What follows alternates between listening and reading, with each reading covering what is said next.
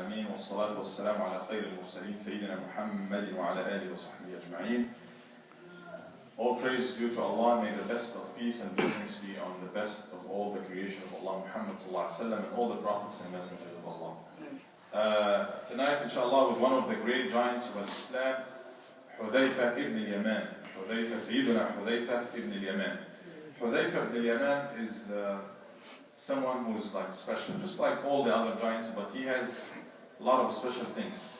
One of the special things about him is that he grew up as a Muslim. He grew up from in a Muslim family at this time, at early age of Islam. His father accepted Islam, his mother accepted Islam. Hussein, his father, they accepted Islam very early. And the thing about his father is that he is originally from Mecca, and a problem happened. He had to leave Mecca. He ended up living in Medina. So Huthaifah was born and raised there in Medina, in Yathrib, before Islam, before it takes even the name of Medina. So his father is from Mecca. He himself is born and raised in Medina, and he accepted Islam even without seeing the Prophet ﷺ. Later on, he made it to Mecca and he saw the Nabi ﷺ. He was full of shawq, loneliness to the Prophet ﷺ. And he saw him and he accepted Islam, and he said, Ya Rasulullah, I don't know to which group do I belong, Muhajirin or Ansar, the immigrants or the Ansar supporters, residents of Medina. He said, Kun in shi'ta muhajiran aw ansariya. You choose. It doesn't make a difference. You, if you like, you be Muhajiri, if you like, you be Ansari. And he chose to be an Ansari. Even if his father is from Mecca, but he was born and raised in Medina. Usually people tend to have this kind of commitment to the place where they were born and raised, which is very normal, very, very natural. حب الأوطان من الإيمان كما يقال. To love your home where you are born and raised, this is part of your faith, or this is very normal and natural. So he grew up in Islam, and he was so intelligent. And Nabi ﷺ made the hijrah, and he was with him. He attended all the battles with the Nabi ﷺ, all the encounters between Muslims and non-Muslims, with the exception of Badr, the first one. And this has a little, quick story that has a significance in here. He was outside Al-Medina along with his father for something, and during the time of Badr, before the Nabi ﷺ and the Muslims set out from Medina to the battle of Badr. And something happened. The mushrikun, they passed by the camp of the enemies of Islam, al-mushrikun, and then they knew they are from Mecca, from Medina. So they said, you are going to join Muhammad in his war against us? Or they said, no, we're just going to Medina, this is our city. They said, well, give us the, you promise us you're not going to join him. You promise us. They give them the ahd, that they will not attack them, or they will not be in any with the Muhammad ﷺ in this specific case, attacking them. When they reached to Al-Madinah, and the Prophet was preparing himself for Badr, to set out for the battle of Badr, and he refused to take them.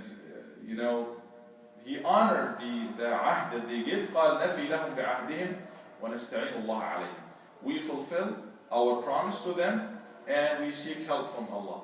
Like subhanAllah, Muslims, this is one of the values of Islam that we need to implement in our life. If you say a word, you need to be committed to it. Part of you being a Muslim, a good Muslim, is you have to be committed to your word. If you sign something, you have to be committed to it.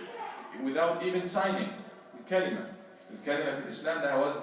يدخل الإنسان الإسلام بكلمة، يخرج منه بكلمة، يتزوج بكلمة، يطلق بكلمة. يعني الشهادة كلمة، والحكم القضاء كلمة. A word is so strong and so special in Islam. You have to be committed, and you have to watch what you're saying as well, because it makes a big difference. What's usually the most thing that gets people to the hellfire the most is the consequence of their tongue. So Huthaifah radiallahu anhu, he and his father, they honored this, and Nabi ﷺ honored this promise, and they did not join him. In the second battle of Uhud, his father was martyred. He was killed, but not by the hands of the enemies, but at the hands of Muslims, because he was so old that Nabi ﷺ appointed him to take care of the children and the women.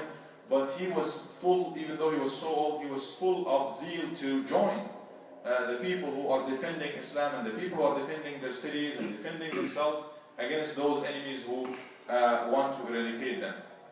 So they joined the Nabi Sallallahu Alaihi Wasallam in the war. They were coming from Medina, or they were coming not with the camp of Muslims. Muslims thought they belonged to the other group, so they killed him. And Huthaifah saw this with his eyes. He was talking at his loudest voice to the Muslims there, my father, he is my father, my father. But they didn't listen to him because it was too loud. And then he was so sad, but yet he said, Yaghfirullahu lakum wa arhamur rahimin, may Allah forgive you. He knew it was a mistake, and he continued the battle after that. And he even refused, and the Nabi decided to, give the diya, the blood money for him, because he was killed by mistake. And he said, أتصدق بها على المسلمين. I know it was a mistake. طلب الشهادة وأنا لها. He wanted to be a martyr. Now he got what he looked for, and I just leave it and give it as a sadaqah for al-Muslimin, for Muslims. One of the special things about about Huthaifah radiallahu anhu is that we need to really stop with that for a while. Is that from amongst all the Sahabah, not Abu Bakr, not Umar, not anybody else, and Nabi Sallallahu Alaihi Wasallam chose Huthaifah ibn Al-Yamaan, this specific person, to be, anybody knows his nickname, what he is known for? Aminu Sirr al-Nabi Sallallahu Alaihi Wasallam, or Hafidu Sirr al-Nabi Sallallahu Alaihi Wasallam. To be, Nabi Sallallahu Alaihi Wasallam chose him to trust him with one special secret that nobody else know about. He told him the names of the hypocrites. He told him these are the hypocrites, because Allah told the Nabi Sallallahu Alaihi Wasallam. And Nabi Sallallahu didn't want to make, sectarianism in the society. He knew the hypocrites, and they were part of the Muslim community. And this was like one of the biggest headache for Muslims. And Nabi Sallallahu knew them, but he didn't want to seclude them. He didn't want to isolate them. But he told Huthaifah radiallahu anhu about all of these names, and he usually asked him to bring him the news of those specific people. And he told him not to tell anybody about that. So subhanAllah, what did the Nabi Sallallahu Alaihi Wasallam see in Huthaifah radiallahu anhu that made him trust him? Do you think that if you are with the Nabi Sallallahu Alaihi Wasallam that he will trust you? Do you think that you will have a special thing? We know Abu Bakr is definitely better than him, but maybe there is something special about Huthaifah. We need to have some special thing in us that we work on, that we keep for ourselves, that probably will give us a special status with Allah subhanahu wa ta'ala. Just like Huthaifah, I keep mixing Huthaifah with Mu'adh. Just like Huthaifah got this special status with the Nabi sallallahu alaihi wasallam, and obviously with Allah subhanahu wa ta'ala.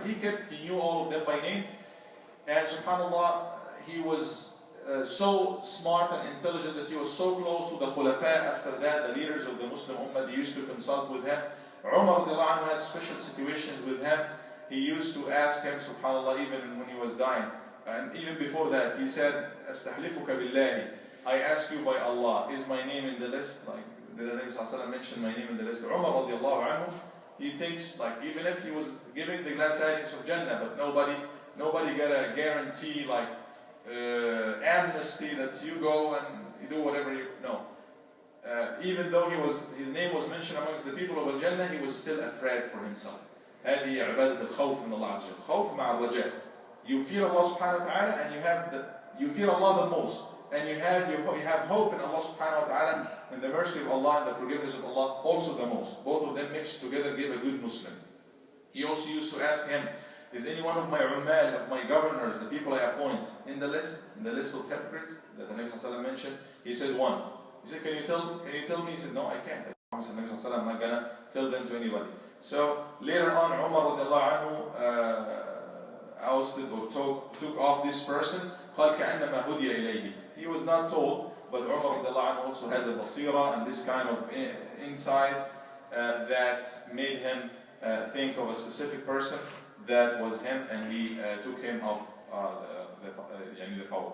Also, Huthaifah radiallahu anhu was a leader of some Muslim battles, and he led the liberation of some cities like Nahawan and other cities. So this is somebody who was special and multi-skilled person, and he was so much trusted by Nabi Sallallahu Alaihi Wasallam that he gave him this special thing. He had also so many situations, like his situation in the day of Al-Khandaq, and Nabi Sallallahu Alaihi Wasallam chose him to go and get the enemy, to play the intelligence role and give him the news of the other camp in the battlefield. and many of the Muslims back then, they didn't, get the courage to do it. Huthaifah radiallahu anhu did it, and he was supported by Allah subhanahu wa ta'ala, and he was intelligent enough to do it successfully.